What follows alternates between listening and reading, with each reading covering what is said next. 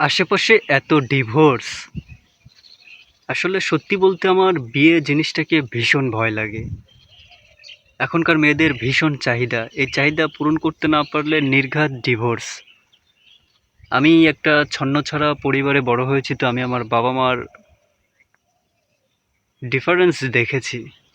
তো আমার কাছে ভীষণ একটা ভয় লাগে। একটা বাস্তব কথা বলি, যেটা আমার কাউকে বলা হয়নি, আজকে বলি। একটা মেয়েকে ভালোবাসতাম ভীষণ, তাকে সবটা দিয়ে বোঝানোর চেষ্টা করেছি, তার সাথে এত কথা হতো, সারা রাত পার হয়ে যেত, তবুও কথা থামতো না। একটা সময় 24 টাকার 99 মিনিট পাইতাম। 99 টাকায় মেবি 300 মিনিট ছিল, মেসেজ ছিল 5 টাকার অনেকগুলো। তো 24 ঘন্টার মধ্যে মনে হয় 18-20 ঘন্টা আমরা কথাই বলতাম। অনেক দিন সারা রাত, আমার এমনও মনে আছে যে একদিন সন্ধ্যা 6টা থেকে ভোর অবধি কথা বলেছিলাম। কিছু কিছু মানুষের প্রতি এতটা মায়া জন্মায় যে সত্যি এই মায়া মরার আগ পর্যন্ত কাটে না। মানুষটা আমাকে ঠকিয়েছে।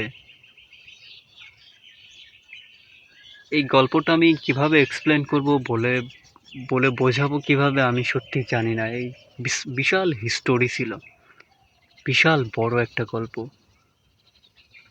মেয়েটাকে প্রথমত আমাকে ঠকায় যখন মেয়েটা কলেজে যায়। তখন সে, আমি ছাড়া হয়তো সে আমাকে ভালোবাসতো না, আমাকে ইউজ করেছে।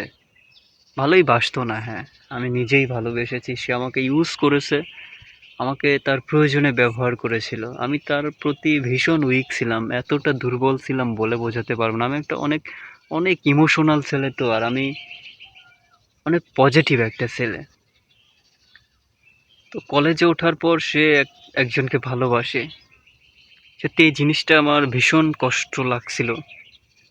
এখন পর্যন্ত আমার মনে হয় যে শালার, আজকে চেহারা নেই বলে, আজকে টাকা নেই বলে, আজকে চেহারা খারাপ বলে শালা ভালোবাসা পাইলাম না একজনের থেকে। বিষয়টা এরকম এরকম ছিল। কষ্ট লাগতো, ভীষণ কষ্ট লাগতো, বারবার মনে হতো। এখনো আমি তার কথা মনে করি, ভীষণ মনে করি। এখন তার বাচ্চা কাচ্চা হয়েছে, সে এখন বেশ সুখে আছে।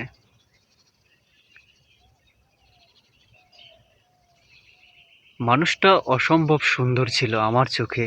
আমার চোখে সে পৃথিবীর সবচাইতে সুন্দর নারী এখনো। তার মধ্যে একটা ব্যাপার ছিল, প্রচণ্ড মায়া। তাকে দেখলেই মায়া মায়া লাগতো। তার প্রতি আমার কখনোই কোনো কুনজর ছিল না, কিন্তু সে যাদের সাথেই রিলেশন করেছে তাদেরই নজরটা খারাপ ছিল তার প্রতি। কিন্তু সে বুঝেছে কিনা আমি জানি না, তাকে আমি বারবার সতর্ক করেছি, বারবার বুঝিয়েছি। কারণ আমি তাকে সত্যিকারের ভালোবাসতাম। একটা মায়া থাকে না, এই মায়াটা আসলে সবার প্রতি জন্মায় না। পৃথিবীর সব থেকে বড় তীব্র কষ্ট হচ্ছে কারো প্রতি মায়া জন্মানো। মায়া জন্মালে তাকে আর ভোলা যায় না। সে মানুষটা হয়তো আপনাকে ভুলে যাবে, কিন্তু আপনি তাকে ভুলতে পারবেন না। কারণ সে মানুষটা ভুলে যাবে, এটাই স্বাভাবিক। কারণ আপনার প্রতি তার কোনো মায়া নেই। আপনাকে সে ইউজ করে, আপনাকে প্রয়োজনে ব্যবহার করেছে।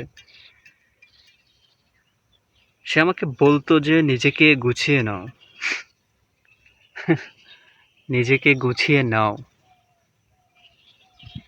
আসলে সে জানতোই না যে তাকে আমি কতটা ভালোবাসি। ওই যে বললাম, তাকে আমি সবটা দিয়ে বুঝিয়েছি, শুধু মরতে পারেনি বলে ভালোবাসার প্রমাণ হয়নি। সে যদি জানতো, তাকে মানুষ যদি মানুষের মনের কথা জানতো, আমি, আমার বিশ্বাস যে সে আমাকে কখনোই ছেড়ে যেত না। যত বাধাই আসুক সে আমাকেই, আমার কাছেই থাকতে চাইতো। কারণ তার জন্য আমার যে তীব্র ভালোবাসা, সেটা তো সে তখন বুঝতো। আসলে কাউকে বলে বোঝানো যায় না, কথার দ্বারা বলে বোঝানো যায় না। আল্লাহ তাআলা যদি ওইরকম কোনো ক্ষমতা দিত যে মনের কথা মানুষ বোঝে, তাইলে তো হতোই। সত্যি বলতে ভীষণ কষ্ট লাগে, খারাপ লাগে। তার কথা আমার প্রতিনিয়ত মনে হয়। সে জানে কিনা আমি জানি না, তার কথা আমার প্রতিদিন একবার না একবার মনে হয়। আমি আমার মাকে যতটা ভালোবাসি, পৃথিবীর মধ্যে সব থেকে ভালোবাসি আমার মাকে। আমার মাকে ছাড়া, যেমন আমার মাকে প্রতিদিন না দেখলে আমার ভালো লাগে না, প্রতিদিন মাকে দেখতেই হবে।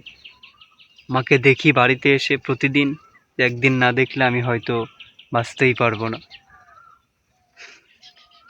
সে ছিল আমার সেই রকম।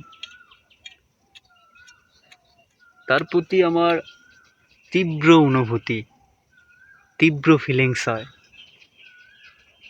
সে জানে না, হয়তো আদৌ জানে না, সে বোঝেই নাই। সে ভালো থাকুক, সুস্থ থাকুক, অনেক অনেক বছর বেঁচে থাকুক। ভালোবাসার প্রমাণ করতে পারিনি। ভালো থাকবেন, সুস্থ থাকবেন,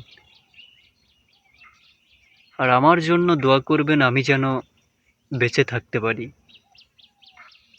আমি আওলা ঝাওলা, মানসিক অশান্তি, সত্যিই আমি ভালো নেই। দোয়া করবেন অবশ্যই। আপনার জন্য শুভকামনা।